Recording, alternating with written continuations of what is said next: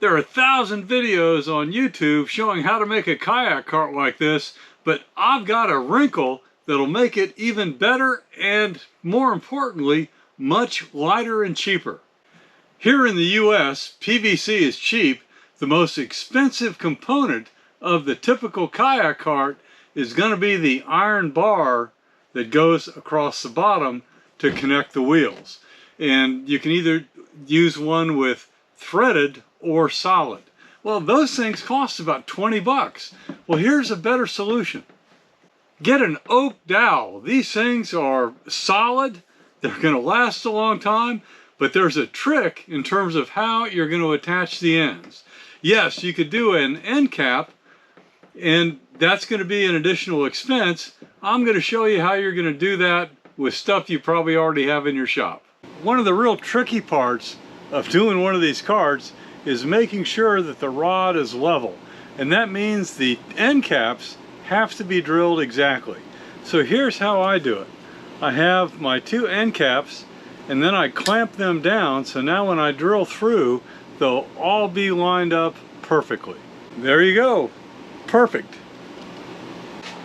Now you could get an end cap for one of these, but if you don't have one of those, and even if you did, I would recommend you drill a hole through it and attach it with a screw.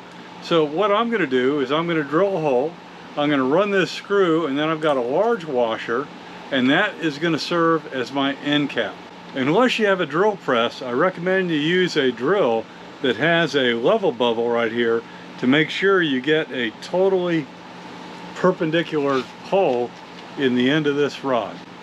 Now the other trick is to make sure your rod is totally straight up and down, and that's why I've attached this fence post level to it. I can pay attention to the bubbles here and then drill when it's perfectly up and down. And don't worry, if you screw it up, you can always go get an end cap. You might just have to wait a couple days to get it shipped to you. There you go, all done. Got a good end cap on, these tires aren't going to come off, and I've replaced that heavy iron rod with a light oak one. And so it's going to be a lot easier to mount this from below on my Hobie kayak.